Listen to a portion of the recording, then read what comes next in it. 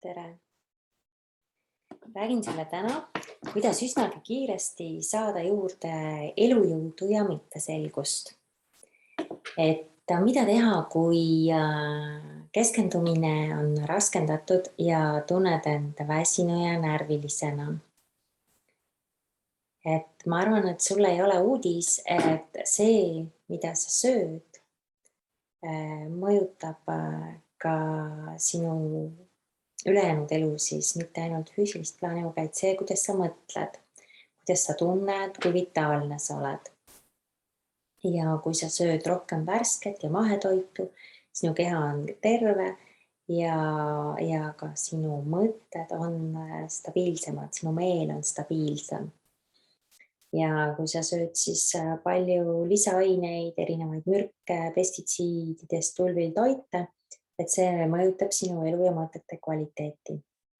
Siis mõtete kvaliteeti ja seeläbi ka elu kvaliteeti. Ja mida teha?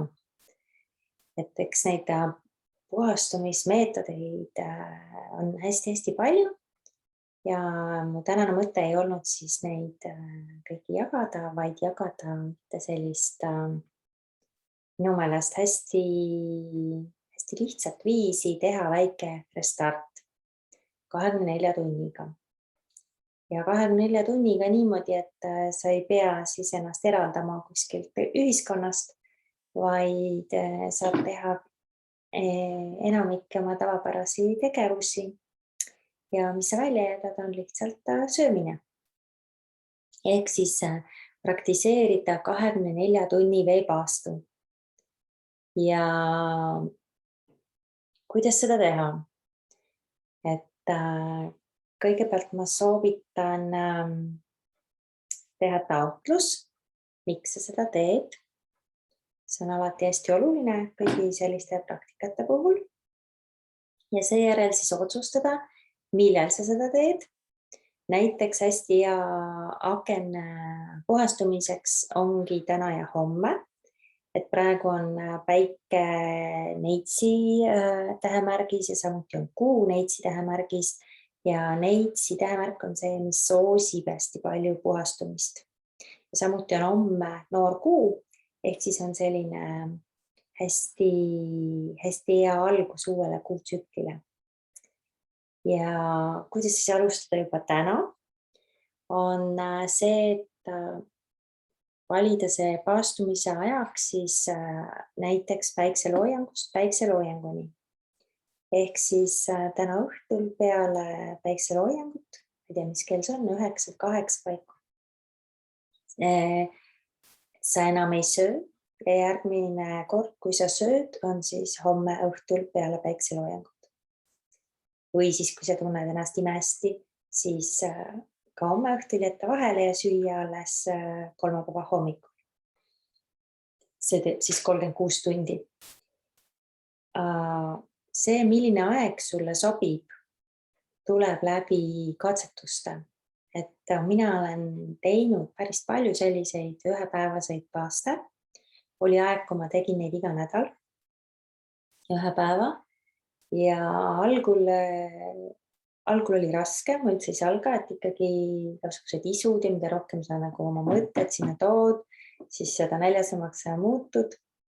Aga mõnikord on väga kerge ja kergem on, kui sa teed taotluse ja siis on ka mingid ajarütmid, mis on kergemad. Minule sobis väga hästi alustada keskpäevast ja teha keskpäevast keskpäevani. Sellepärast, et siis ma selle kõige näljasema aja nii-öelda magasin. Ja see oli hästi.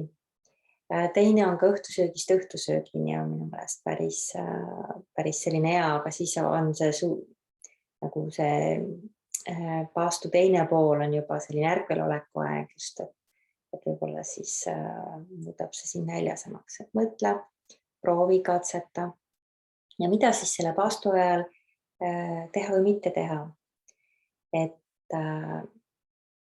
See on veepaast, ehk siis see juba ise ütleb, et tuleks juua palju vett. Puhast vett. Kindlasti ära joo kohvi, musta teed, rohelist teed, ma ei tea, mingeid muid jooke. Puhast vett ja teine asi, mida juua, on taimetee. Ja siin ma pean silmas siis tõesti puhast taimeteed, mitte pakiteed, vaid võib-olla kui sa oled ise korjanud või saad osta puhast lahtist, näiteks piparmünti või mussustralehti, nurmenukku, erinevaid selliseid teesid. Ja kindlasti ära pane tee sisse, eks ole, suhkrut või mett või midagi muud. Et see peaks olema puhas taimetee.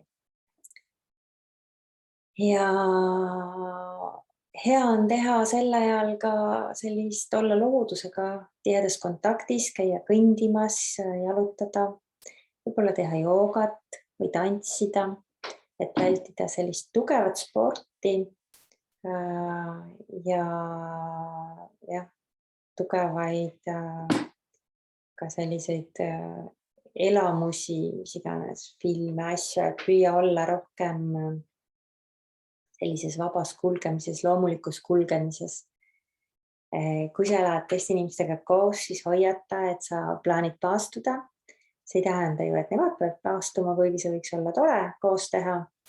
Aga pane ära nähtavatelt kohtadelt igasugused kiusatused ja üks asi veel, et pane omale meeldetuletussilt ka, et sa paastud.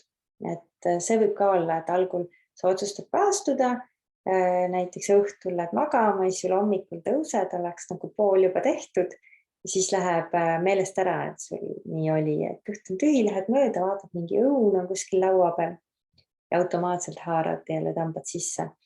Et mina olen niimoodi endal rikkunud kogemata paastu ära, lihtsalt mingi hetk läks meelest ära, et ma paastun. Et siis ma panen ka sildid tihtipeale üles endale, et ma paastun. Ja jah, nii ongi, et tegelikult hästi lihtne ja mida see sulle annab, on, et kui sa selle 24 või siis 36 tunni, kui sa ka järgneva öö otsustad paastuda, eks, et sa õhtusööki ei söö, kui sa valid nüüd selle õhtusöögist õhtusöögini rütmi, et siis hästi tuntavalt rohkem on energiat, kergem on kontsentreeruda, sihuke hästi hea ja kerge tunne on. Ja kindlasti, kui sa nüüd alustad söömisega, siis ka vaata, mida sa hakkad oma suhu pistma, et ei ole hea alustada rasvaste pannkookide või käntsaka lihaga, kui sa liha sööd. Et võib-olla auruta lihtsalt köögivilju või söö midagi kerget, et alusta tasapisi. Ja tegelikult, kui me niimoodi paastume juba mõnda aega, et see ka iseenesest sa ei taha siis enam mingit rämpstoitu endale sisse panna. Et kui sa oled juba puhastunud natukenegi. Ja sellist paasturütmi võiks jätkata, et kui sa leiad endas pealehakkamist, siis kord nädalas on hea teha või üle nädala. Ja ühtlasi on see ka hea moodus aktiveerida erinevaid oma siis eluvaldkondasid, et tegelikult päevad, millal sa paastud, et neid valides saab siis luua. Ja kuidas täpsemalt, sellest ma täna ei räägi, aga kui sul on huvi, siis võid alati küsida. Jagan sulle täpsemalt, et milline päev siis sobilik oleks. Head paastumist ja head puhastumist teile!